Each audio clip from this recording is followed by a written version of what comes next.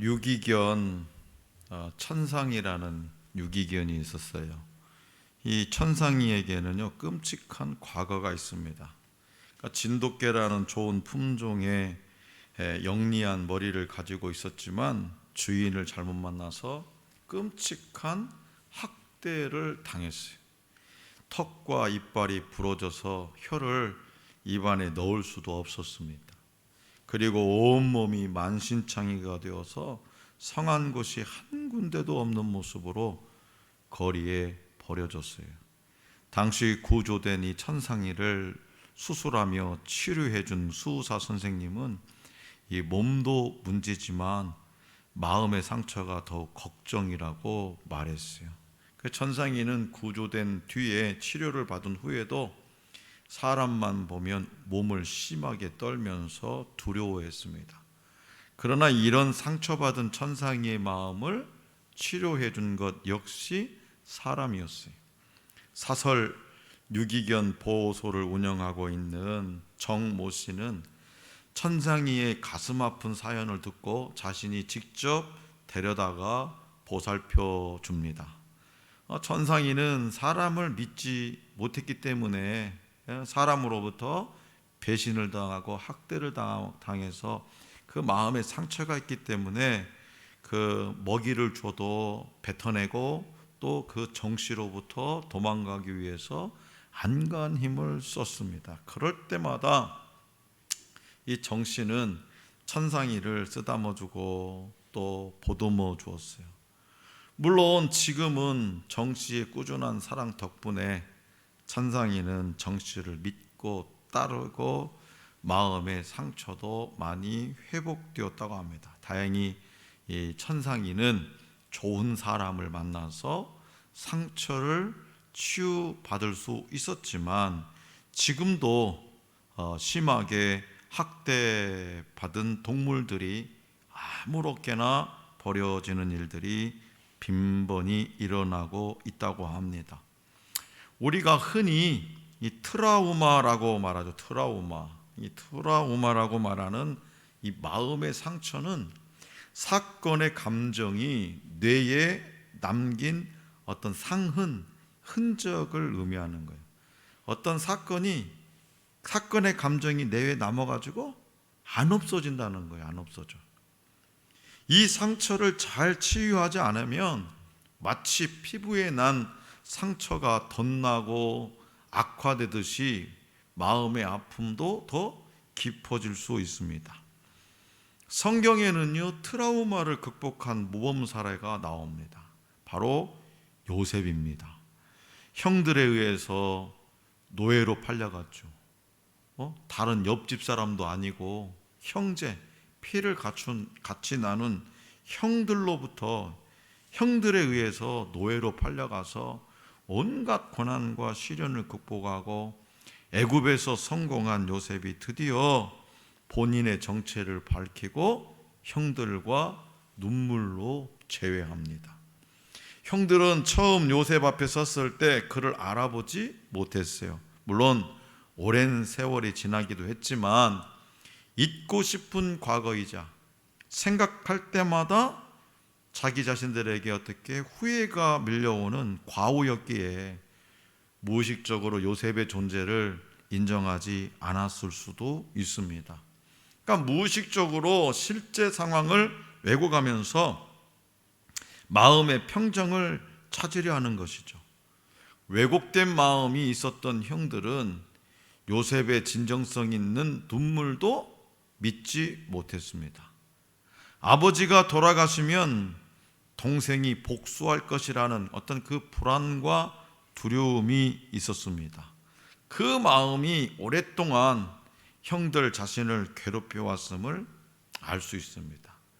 그와 대조적으로 요셉은 아무 조건 없이 형들을 용서하겠다고 거듭 다짐해요. 아무 조건 없이. 요셉에게는 불안이나 두려움, 원망을 찾아볼 수가 없었습니다. 그렇다면 무엇이 이런 차이를 가져왔을까?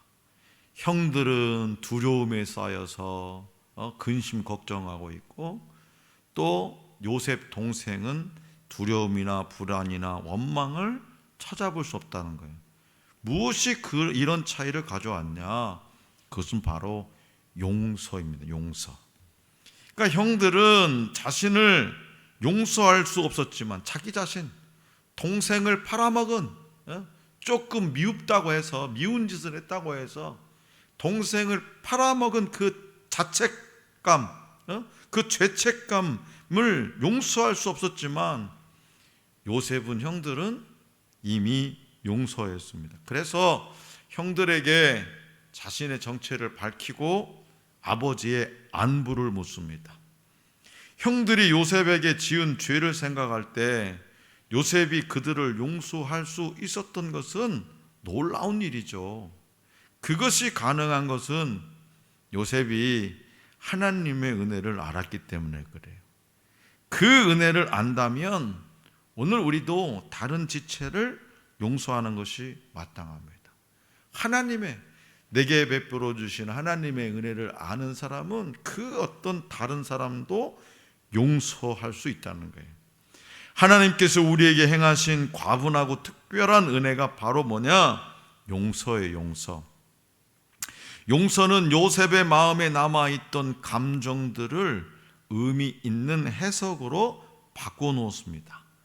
그러니까 예수님의 손에 나타난 그 십자가의 흔적이 상처가 아니라 우리에게 있어서 은혜인 것처럼 요셉에게는 더 이상 트라우마가 아니라 하나님의 원대한 구원 계획의 일부였다는 거죠. 우리 가족을 구원하시려고 나를 먼저 이곳에 보내셨다. 하나님의 뜻이다. 자, 모세도요, 모세. 우리가 너무나 잘 알고 있는 모세도요, 마음의 상처, 트라우마가 있었어요. 첫 번째 트라우마는 뭐냐? 모세의 첫 번째 트라우마는 자기 정체성에 관한 트라우마였어요. 출생의 비밀이 그 안에 있습니다. 출생의 비밀. 내가 히브리인일까 애굽인일까 하는 그 정체성 혼돈의 트라우마입니다. 두 번째 트라우마는 자신을 외면한 동족에 대한 트라우마였어요. 자신이 히브리인의 지도자가 되겠다고 자처했는데 동족이 자신을 외면했어요. 심지어 배반했습니다. 그렇게 모세는 그 마음의 상처를 부여잡고 어디로요?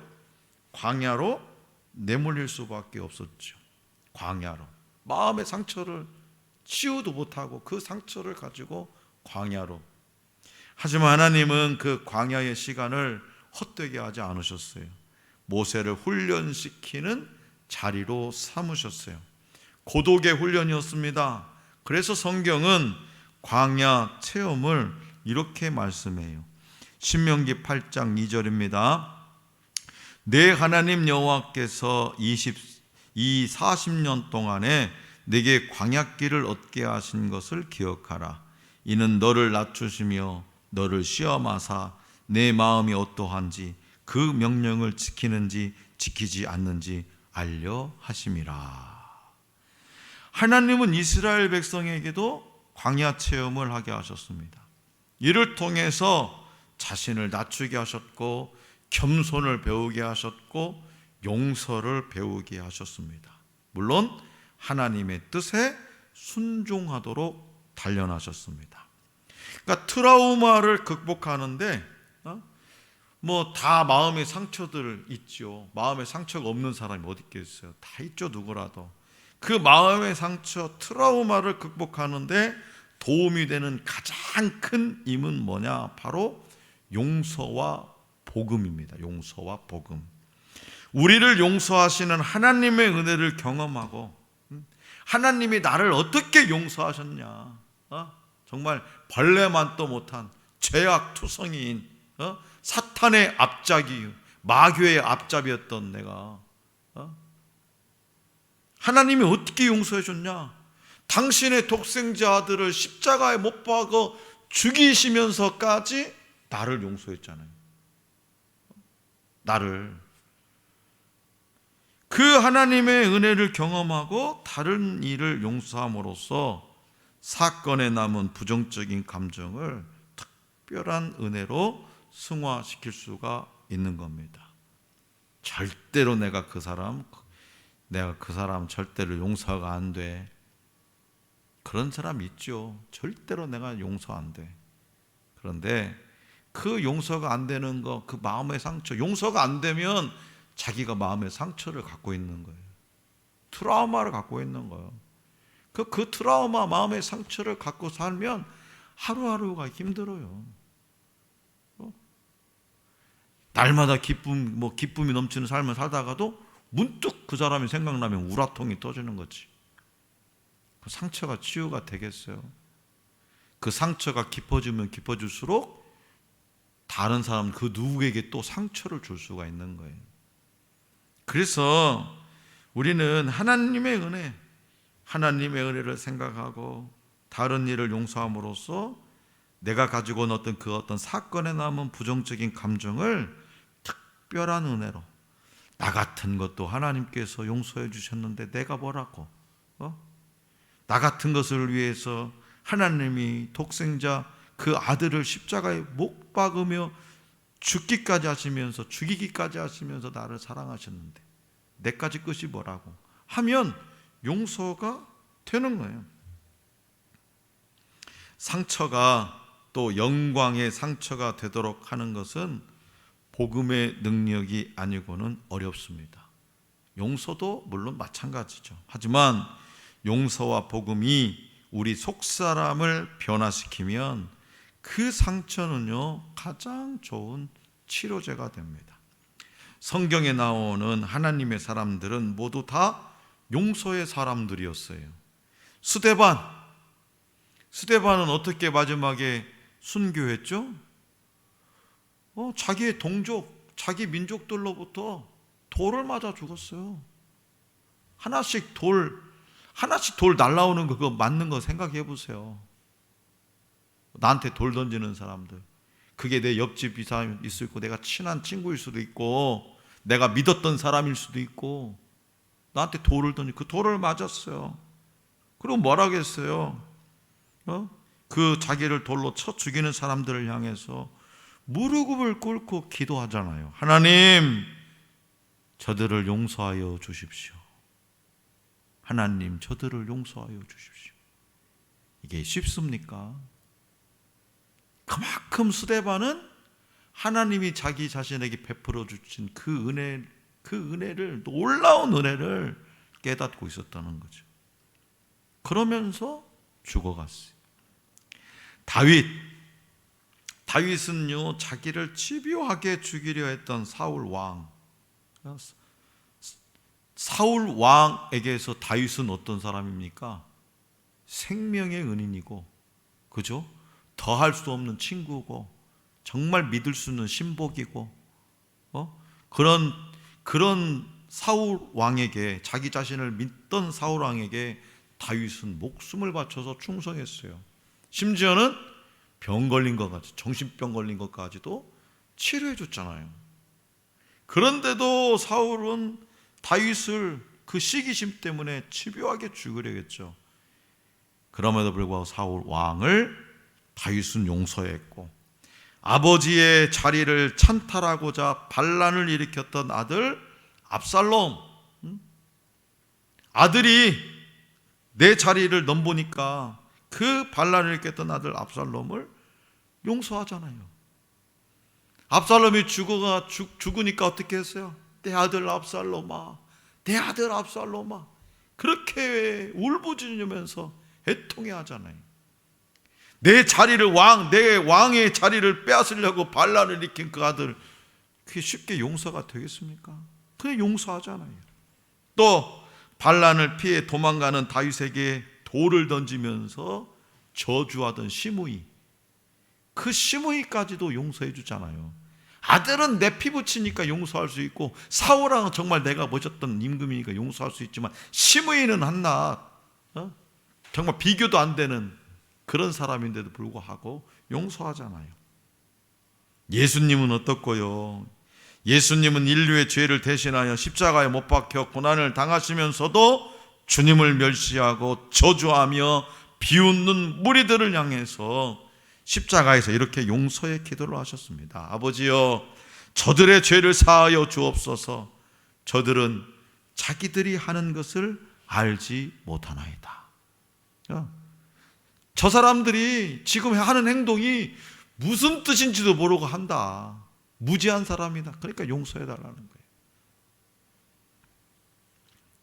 남아프리카 공화국의 넬슨 만델라 대통령 너무나 잘 알죠. 그 넬슨 만델라 대통령은 약 26년 동안 외딴섬의 감옥에 갇혀 있었습니다. 그는 가장 중한 정치범으로 간주되어서 면회는 6개월에 한 번밖에 안 됐고요. 편지도 한 통밖에 허용되지 않았어요. 흑인이기 때문에 분리주의자들인 이 백인들에게 미움을 받아서 무척 고통을 당하고 감옥에 들어갔습니다.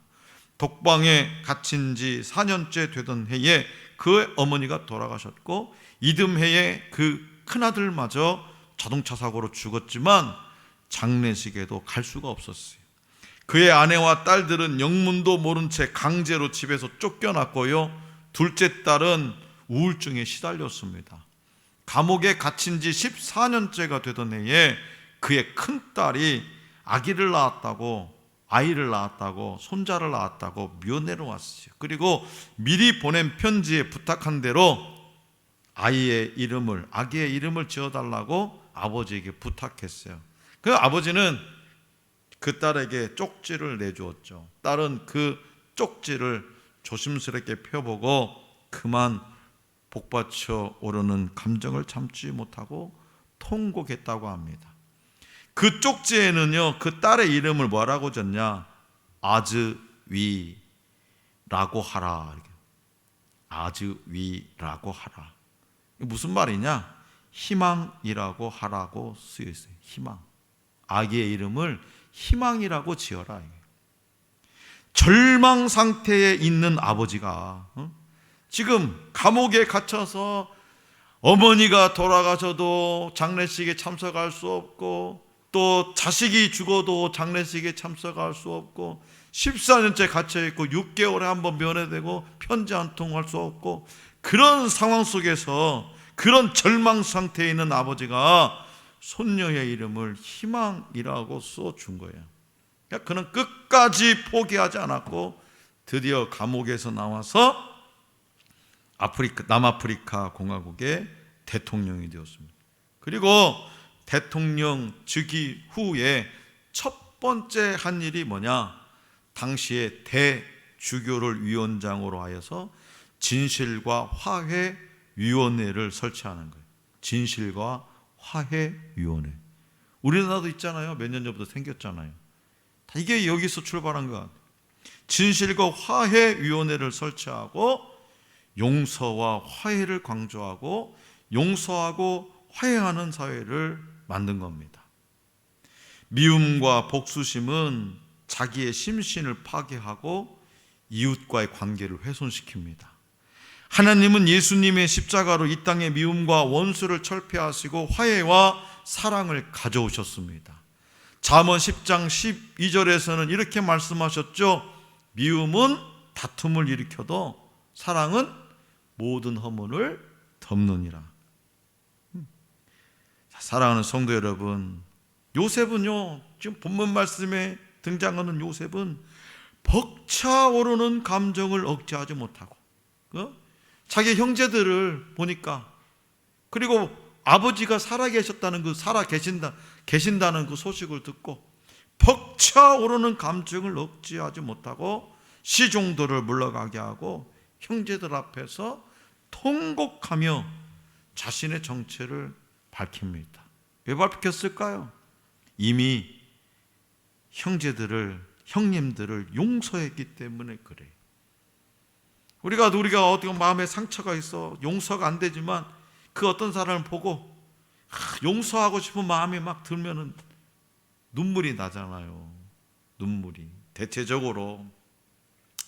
그래서 우리가 세상에서 살아갈 때, 그리고 교회 안에서도요, 끼리끼리 서로끼리 교제하는 모습을 가끔 보게 돼요. 그러니까 신자의 일상, 하나님의 자녀들의 일상이 용서인데 어느 틈엔가 우리는 이런저런 사소한 일로 상처받았다고 말하면서 관계 가운데에 하나씩 한 명씩 벽을 쌓아가고 있더라는 거죠. 심지어 교회 안에 중직자임에도 서로 용서하지 않고요, 몇 년간 말을 섞지 않고 지낸다는 그런 믿지 못할 이야기도 우리는 종종 듣게 됩니다. 요셉이 당한 일을 생각해 보기 바랍니다. 요셉이 당한 일, 어떻게 그가 용서할 수 있었을까요? 어떻게? 그것은 바로 자신을 향한 하나님의 은혜가 무엇인지 알았기 때문에 그래요.